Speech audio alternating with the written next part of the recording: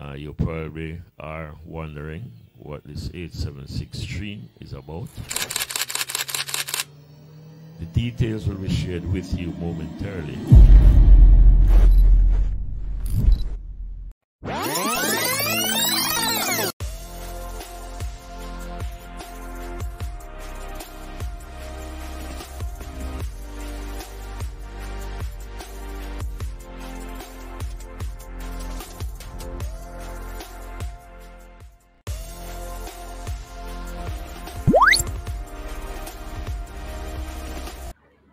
Greetings, sports fans. Welcome back to another episode of the Off the Bench podcast. Today, I have a very special guest, as you can see, and we're talking JFF today. We have in studio Alexander Taylor from 876 Stream. But before we let Alexander tell us all the good stuff, the JFF, in an effort to ramp up support for the 2026 FIFA World Cup qualifying campaign, has teamed up with marketing company 876 Stream to inform future sponsors and supporters about its push for the tournament. First of all, Alexander, congrats on the partnership with the JFF. Thank you very much. We've been working hard on that partnership. It's been a partnership we've been working on for a long time, and we're happy that it's finally come to fruition. Right. And folks, Alexander is the business development manager at 876 Stream. All right. So who is 876 Stream for those that are wondering? Well, 876 Stream is simply a marketing and journalism company that focuses specifically on sports. So we're about 4 years old. We are coming from a generic marketing company called IPP, and that company wanted to specifically focus on just sports, and there was a niche in the market where we thought that there's some needs that the audience wants to see that traditional marketing companies weren't necessarily doing very well in. So if a brand or a company or a corporate entity wants to venture into sports, it was sort of we can do it on the side sort of thing. There was never an agency that focused specifically on sports and marketing. So we had started off doing that as creating content that people liked regarding sports, Jamaican sports, and then we grew a following as a result of that. And that following connect us to corporate, because corporate all corporate companies want some sort of cut in the audience for sports, because sports is always a very good ROI for companies. So as we were gathering our audience, we were gathering interest from corporate as well, and we were able to create a business model out of that. So we have one side of the company that just focuses on creating content about Jamaican sports, football, netball, cricket, traditional, and then non-traditional sports like lacrosse and rugby and badminton, etc., which grew an audience. And then another aspect of it, which is the marketing, where we have federations that will come to us and say, hey, listen, we have a sport that we want to get sponsorship for, but nobody knows about it. We have some Jamaican athletes, nobody knows about it. Can you help us market it? And we say, all right, no problem. We can connect our audience to your federation, no problem. Because that was the ethos of what we were trying to do anyway, which is to bring some level of awareness and engagement to all Jamaican sports. So that's essentially what 876 Stream is. Okay, and I must say you guys have been doing some great job. We see as I said, there are two sides. We see the Instagram, the social media aspect. We see a lot of tweets and posts, but as I said, the marketing side, and I guess here is where we're gonna, dive into more of the marketing and give us some of your success stories. For one, tell us some of your breakthroughs on that aspect. Well, we've worked with many brands. So one of our brainchilds is Boys and Girls Champs, where we normally take on 3, 4, 5 different brands. So we'd have TVJ on board doing their updates, play by play. Every event you have to update the page, because there's people depending on that. So we'd have a team specifically for that.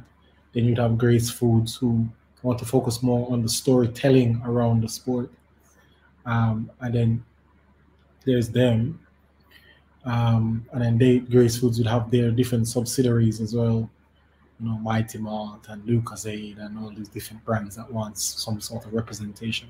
Then you have Digicel now, where they're more about the excitement, performance excitement. And you have to work with influencers and, you know, have to manage those influencers in accordance to their brand. So that's just one. That's one of our biggest projects that we do every year. We're doing it for as long as the company's, since the company's inception. And then you have, I would say, the potential projects like your Netball Jamaica, where we were partnered with them to go to, we didn't physically go with them to the World Cup last year, but we did all of their marketing, help them galvanize sponsorship, promote the games so people were aware of them. And we needed to do that because the games were very early in the morning, because it was in Australia, so some bad 3 or 4 o'clock in the morning. Well, people got up and watched the games, and they supported the girls, and the girls finished third. They wanted to win, but they finished third. But the support that they got through this, the marketing efforts that we had put in with them, helped them to get more sponsorship. It helped them to get more recognition. And why I say the netball project is close to our heart is because statistically, the Sunshine Girls is Jamaica's most successful and Jamaica's most competitive national team. But for some reason, it doesn't get the same recognition. They consistently make World Cups. They consistently make Commonwealth. You know, they consistently finish in the top 3 or 4 ranking behind the world's best, New Zealand, England, and Australia. Consistently, their players consistently either make top shooter or top defender in their individual leagues. Consistently. So you'd think something like that would gather the corporate interest as much as a regular boys or even track and field, but it doesn't. So that's where we step in now to say, all right, how do we get Jamaicans, fans who grew up playing netball and watching netball, to invest in and patronize netball as much as they patronize other traditional sports, and then how can we connect corporate to spend some money with them so that the sport can grow? How can we develop the local leagues, netball leagues? People probably don't even know there's 3, 4, 5 different netball leagues across the island that pool talent to go towards the national team. So that's another project that we took a lot of pride in, because we could see the impact that our work was doing on the girls themselves, and then, you know, the people's interest in the sport. And then you have some of the non-traditional sports that we worked with, which is like lacrosse. A lot of Jamaicans don't even know what on earth lacrosse is. But last year was a historic year for Jamaica, because it was the first time Jamaica had hosted the Parla Sixes Lacrosse World Cup in Jamaica at Michael University, and we were the ones who carrying the live feed. We didn't win, but it was a momentous time for us. It was the first time we ever host. No matter what sport it is, if you hear the word World Cup and Jamaica, it's big. It could be marble. It's big. It has to be big. So that our aim is to make those things big. So we worked with lacrosse. We've worked with the Badminton Association. When they hosted the Pan Am Games, Badminton Pan Am last year as well at GC Foster College. We helped with the marketing of that event and getting people to come. You know, promoted the event, the times, the dates, etc. We covered some of the games as well, and that was big as well. And we have one of our greatest badminton players, Samuel Ricketts, played as well. A lot of people don't even know who Samuel Ricketts is. So, you know, those are the stories that we love to do, because we know we are incrementally, even if it's just one person at a time, increasing and improving the appetite towards the sport. We'd love when after the tournament, someone who didn't know what lacrosse is, at the end of the tournament, they say, yo, I would have played this game, and this game looked nice. I would have played. I don't know, so we played the talent position. So those things, that's what we measure success by.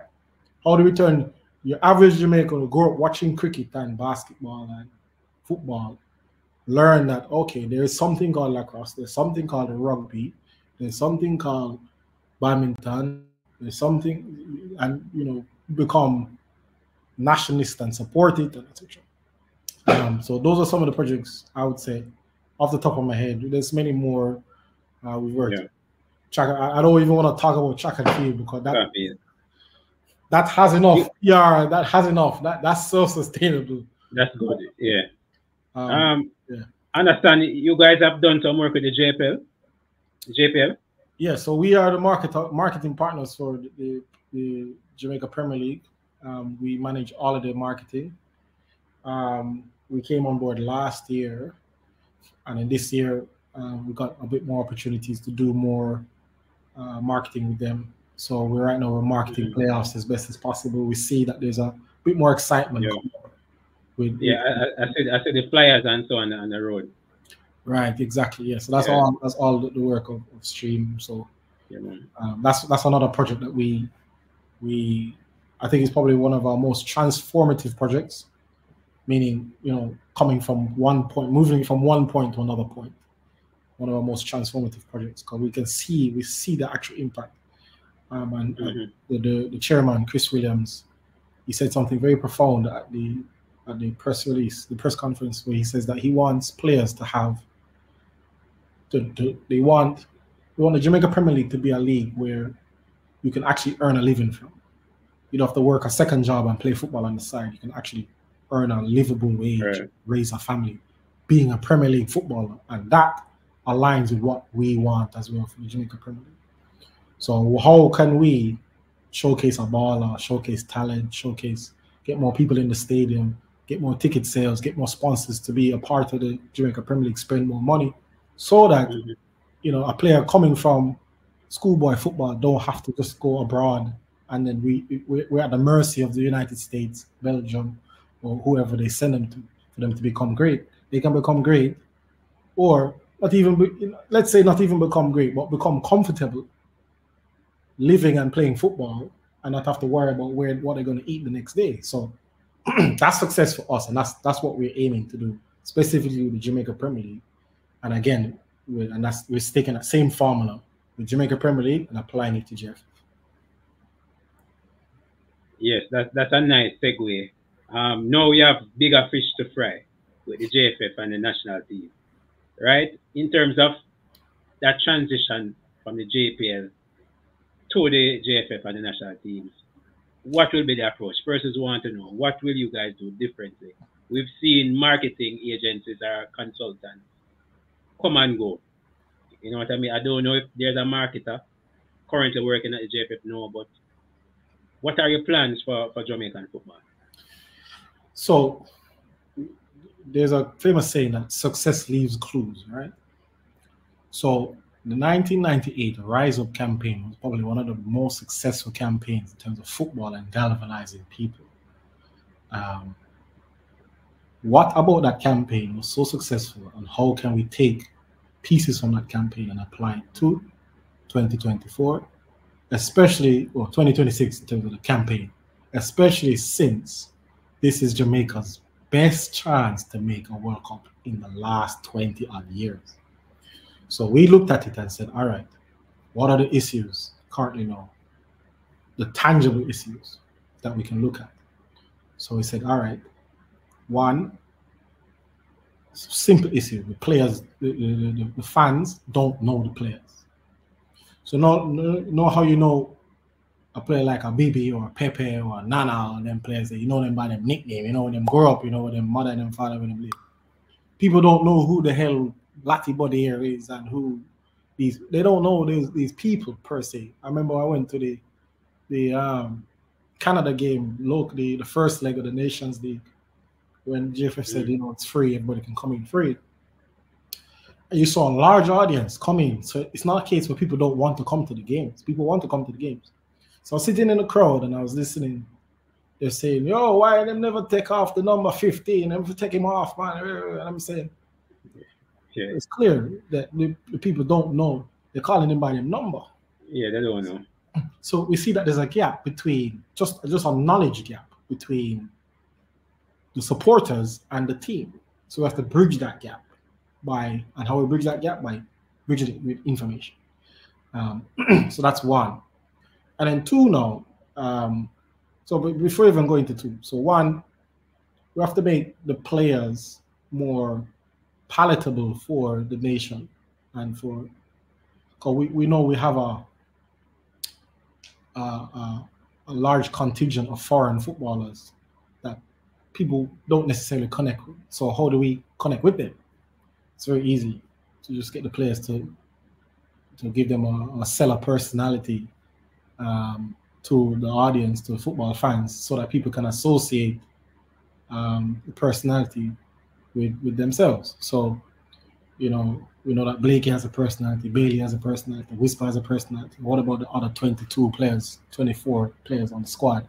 How can we connect those players to the audience and have people buying a shirt, you know, buying not just a Leon Bailey shirt, but they can buy a Lati Bodea shirt, they can buy you know, all these different players' shirts, a Lambikisa shirt, etc. So how we do that is by packaging the players in such a way where, you know, their personality is shown and it's easily, you know, consumed by the audience, and they can understand the players and know their names and know their nicknames, so that, you know, they can support them better. So that's number one. I don't think that was ever really done in the last, say, 10 years of, you know, marketing for the national team. So we just need to get to know the players better, connect with them better, get to know their backgrounds, and have the audience do that. And then the second part now is to get corporate on board. Corporate needs to be on board. We need to get as much support from corporate as possible and turn football. We need to move away from just the sport and turn it into an event, an actual place that people come. You bring your girlfriend who don't know nothing about football, don't know what offside means, but she come to the stadium and have a good time. Because, you know, there's a whole heap of different activations. You have different brands that sponsor, you know, have a digital come and sponsor, have a party stand before the game, have an artist performance before the game, have a halftime show, have a, you know, different stands you can go eat food and take picture and turn it into an entire experience. Because that's what it was when people came to the stadium. People come to the stadium, you know, people hardly people even watching the game. They just did it for the vibes and, you know, rise up and etc. It was something people come out to do and want to be a part of. And they did it because, you know, two of them ballers come from the community and they want to support the ballers as well, and they knew the ballers, etc. But that's gonna take time. That's gonna take time. That's not a 1 year thing, that's not a 2 year thing. But we have to make the investment now. We have to get corporate on board. It's not a cheap endeavor, but we know what it takes, and, you know, corporate is a big part in making that very possible. So it's two parts. One, we need to just essentially, as much as possible now, make the players the face. Right now, the JFF is the face of the JFF right now. We need to make the players the face of the JFF. Jamaican football needs to have a face, and the face needs to be the footballers, essentially.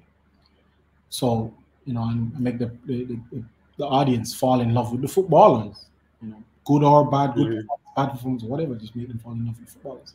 I think right now we have, Jamaica is more of a, I would say our fans are analysts. Wagonists. I wouldn't even say wagonists, I would say analysts. We have 2 million analysts that come to the stadium to analyze the game in their own you know, perspective. They analyze every pass, every goal, every save, everything, instead of supporting. It's an analysis kind of thing. They come to analyze the game. Or analyze the coach. Yeah, why you never do this? Why instead of, you know, through and through. And I think I have a theory why we beat Canada away from home and not at home. Because my theory is the Jamaican diaspora in Canada don't really business about why the coach never do this. They're just happy that their team is here in the freezing cold. And they get to cheer on the team. And get to cheer on them team. Them get to see the player them up front and see balls on them player. And say, out cheer Canadian diaspora. Them happy to see something resembling them in the stadium, and them come cheer them on. No, and I think sometimes we get too used to the ballers out here locally, so that's the thing. Right. So our plan at Stream is that how do we, one, get the ballers closer to the audience, you know, so that they can support them, understand them, know them, they're not separated, closer to them. And then once you get the audience with the ballers closer, how do we cloak that with corporate now? To spend some money to turn every game experience, every football game into an experience. And then, you know, people want to come to the stadium. People see we're trying to galvanize people to come to the game June 6th. I remember the 1998 campaign. Even after that, 2002, our campaign to go to the 2002 World Cup. People used to come from Mobile, Trelawney, Portland. Bus load come to the stadium to come watch the people them play. And what's the difference now? There's not necessarily any difference. The same people. It's just that we have our job to connect the people to the players so that they can come from all grounds to support them. So I would say that that's our two-pronged plan. You know, connect the ballers to the audience and then connect corporate to the Jamaican national team. Yeah, that's very important. But I will put it another way: connect the people to the seats. You know what I mean? We need people in the stadium, and that I think that's going to be the toughest challenge for you guys. Obviously, if we start winning games and we go deeper in the qualifiers, we might see a bigger turnout. But definitely, and trust me, that's going to be difficult. Yeah, and here's going to be the first acid test for us is playoffs. So our strategy that we're going to use for JFF, we're piloting it for playoffs. So for the JPL playoffs. So our aim is to ram the stadium, get as much people in there. Last year was good, but we think we can do it a lot better. As much people in the stadium, not just for finals, not just for semis, for quarters, leg 1, leg 2, get everybody from Arnett, Tivoli, Waters, everybody, Portmore, everybody to come in the stadium, and it would turn the stadium into a carnival kind of experience where, you know, football is going on, but there's so many other things going on that you don't want to leave. Game done, you not even know game done. God, there's so much things happening. So that's the formula we're trying to use now for the JFF, which is the latest game is June 6th against Dominican Republic. They will go abroad to June 9th, so we're trying to get as much people in the stadium. And then that now, when we do that now, and we show corporate, see here, so this is what you invested in, and then they will say, all right, let's spend some money, and then things will be fine. And I understand that you will be promoting all the national teams. Is that correct? Yes, all the national programs. So the men, the women, and the youth teams as well. Will the approach be different? Because, you know, it's the same problem widespread. Same problems. Will the approach be different for the reggae boys compared to reggae girls, for example? Or the same thing? It's the same strategy, but different approaches. So I think just based on evidence, the reggae girls generally have a bit more holistic support. We're less analytical with the reggae girls. We're more supportive. You know, support the girls. Yeah. But it's not support the boys. It's why Liam Billy not play? Why not play? You understand? So, but there are still issues with the support for reggae girls that we need to fix. Definitely, that requires our intervention. So I say the same strategy: fill up a stadium, get the corporate support, but maybe a different approach. Maybe it's more of a corporate social responsibility approach with reggae girls. Partner with some women's foundations. Have a storytelling sort of approach with them. But the outcome is the same. Right. With the JFF, sadly, at times there are a lot of ups and downs. Will you guys be there to soften the blow if, say, for instance, there's an issue with salary or transportation, do you guys play a part in that, or would play a part in that, or you stay out of JFF matters? Well, our what I can say is that we have an objective,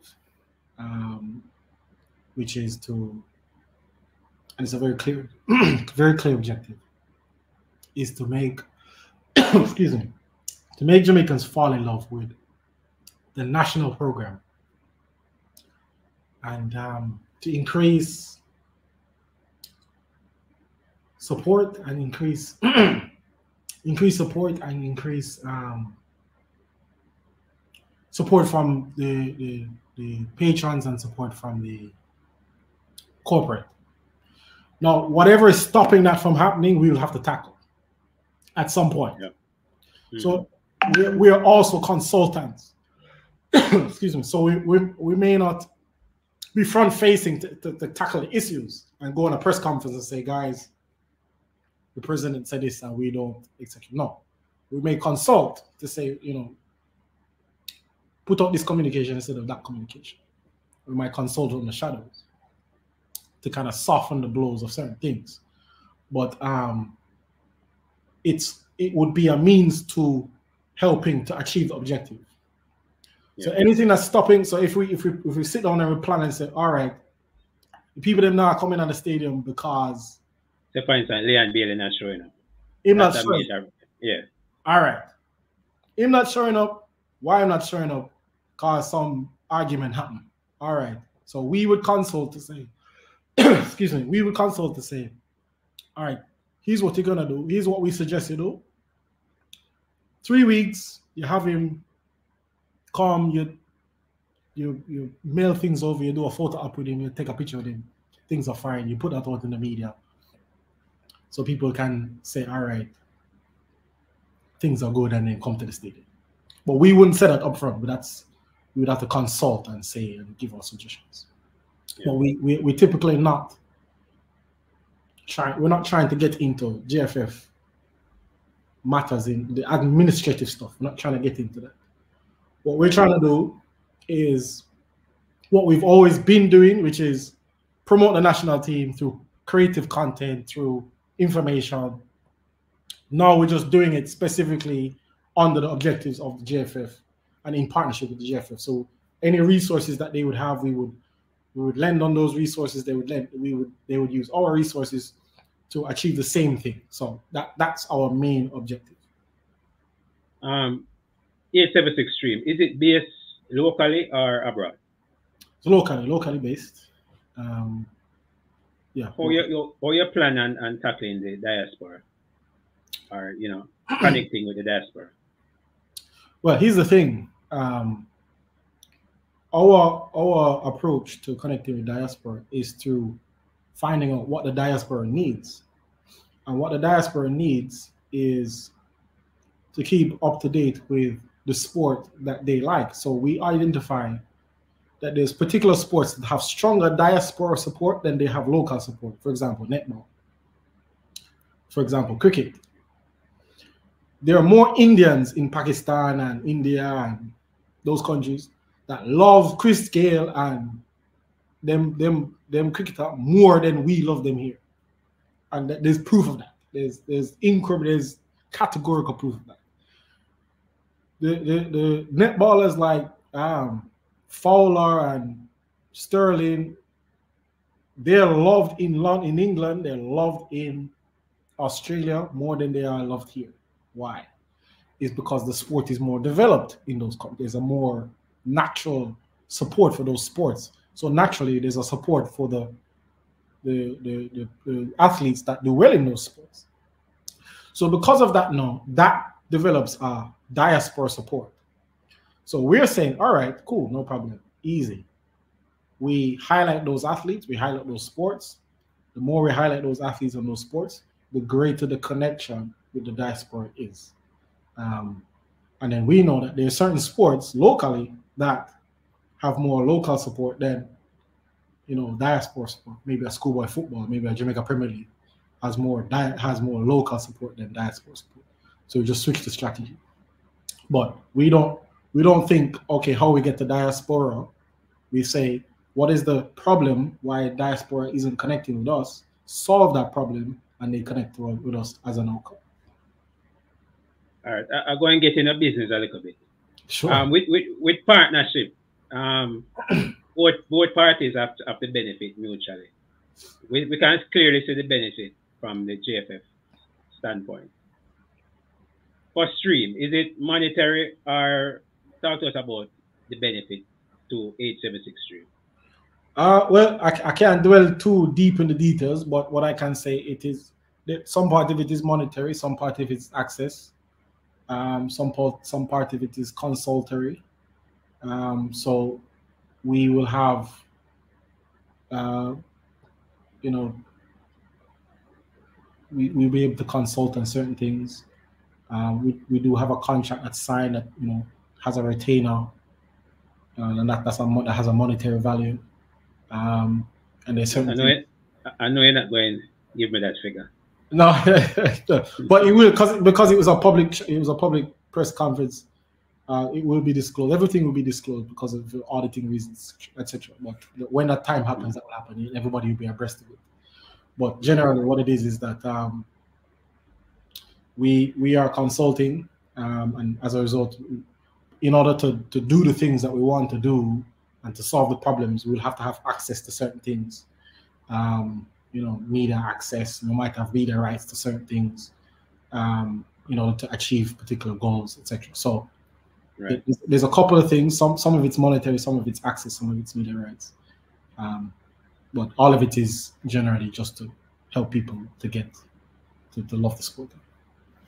Yeah, as a content creator myself, the word access jumps out to me, and fans generally want that behind the scenes access. You know what I mean? Right. They want interviews with players. They want to see them in training.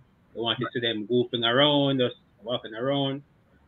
Will 876 travel with the team per se? Yes. So we're going to be traveling with them for all of their World Cup qualifiers and their Copa America games as well. Congrats on that. Yes. So we'll be sending a team to all of the games that we're traveling. So we'll be getting access to all the content and, you know, behind the scenes, everything, all of that kind of stuff that people have been crying out for. Right. Yeah. That sounds like a good partnership, Alexander. Yeah. I can't complain. That's decent. And people, we've been hearing the track record, and I just want you guys to put your trust into 876 Stream. We didn't have a market on board. Persons complain. No, we get one. So just see with them, you know, and let's see, you know, what they can do for us, you know. Everything look good on the outside, but just a wait and see, people. So don't jump the gun and say, why them do this, why them never hire so and so, and because we hear the noise already, you know. Alexander, I'm hearing the noise already. Why them never hire this? Why is that? Hearing all of that. So we're going to wrap up soon, you know. What can the Jamaican public expect from 876 firstly? And so this is the first pitch to fans and stakeholders. You know, the first game, June 6th at the National Stadium against the Dominican Republic.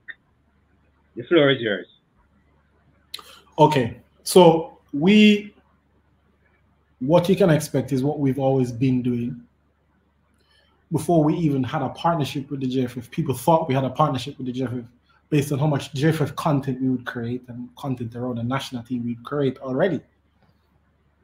So all we're doing is just amplifying that, you know. And then what we are trying to do simply is to get you guys to come to the games, to buy a jersey, sit in the stadium and support the national team and make Jamaican football great again. That's all we're trying to do. Yes, you know, forget about what happened in the past with JFF and this and that and how you feel about the organization. One fact remains: we want the national team to do well. We want to go to a World Cup. We want to perform well, and we want to represent well on the national stage. That's what we're here to help. to do. That's what you guys want to see as the fans.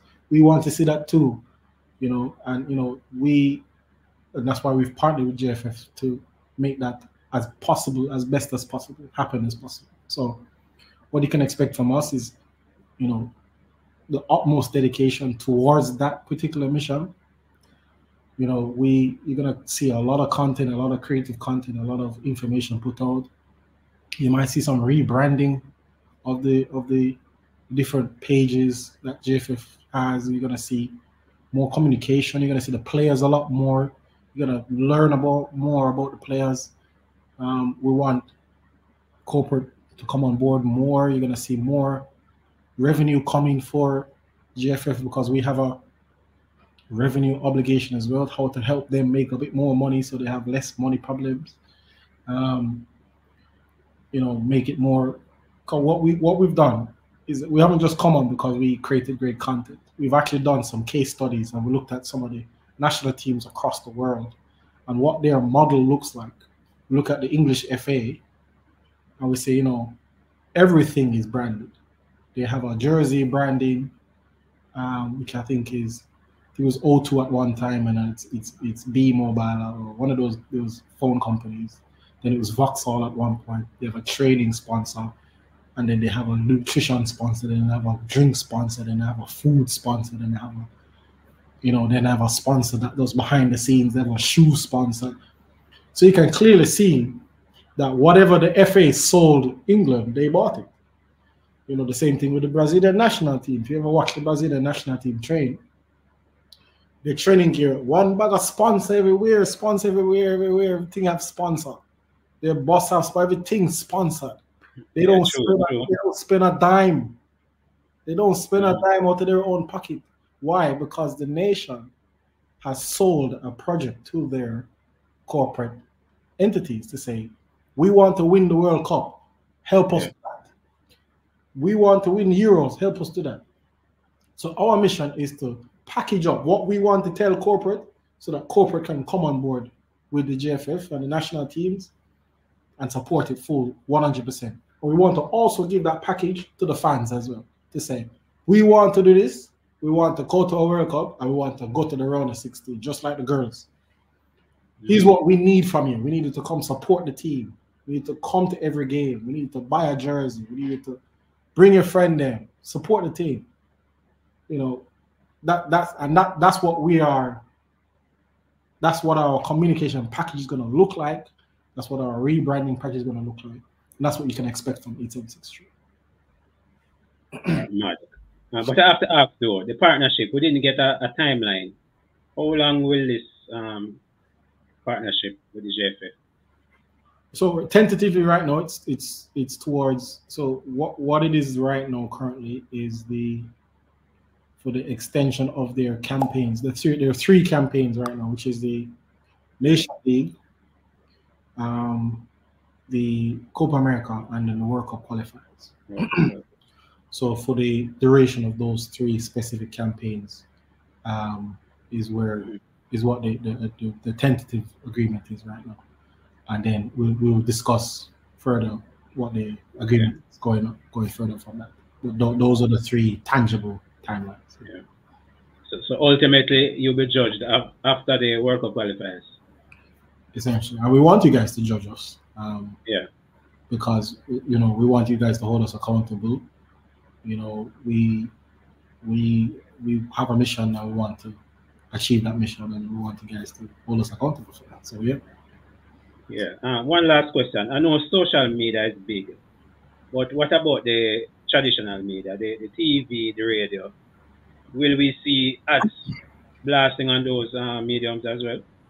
Well, yeah, definitely. So our even though 876 Stream is primarily, you know, digitally based, we are a marketing company, and the means of which you market, you know, there's no, it's broad brushed. There's no limit. So if we realize that to get into the inner city communities or to get into a particular threshold of a demographic, we need to go traditional, then we go traditional. If we need to do, you know, if we need to use influencers for a particular audience, we use influencers. If we need to use online social media ads. You scroll past something, you see, come to the game, click to find out more, and if that's what we need to do, then we need to do. But we study our audience. We have a wider range of audience types, and we will create content and market towards them based on where they are. So it's not a broad brush strategy. So there will be times where we'll have to use traditional media. We're using a lot of traditional media for Jamaica Premier League. If you've driven around Kingston, around New Kingston area or Waterloo, that area, you'll see a lot of posters and digital boards come to the game, etc. So similarly, we want to do something like that for the first game, June 6th. Come to the National Stadium June 6th, support the team. So you're gonna see a wider range of different marketing tools used, traditional, non-traditional, above the line, below the line, all the different marketing mixes you're gonna see to achieve what we want to achieve and get people out to come to the games. Good stuff. Finally, where can the people find 876 Stream online? All right, so we're everywhere. So we're on our biggest page is Instagram, which is 876 Stream, at 876 Stream, on YouTube as well. 876 Stream. We're on Twitter is Stream 876. We have a website, 876stream.com. We are on LinkedIn as well, 876 Stream, and you can find us on all those different platforms. We have different brands that we market as well. Jamaica Premier League, JFF. We manage Ballers Academy as well, and Netball Jamaica as well, Lacrosse, etc. So we have different brands that we consult.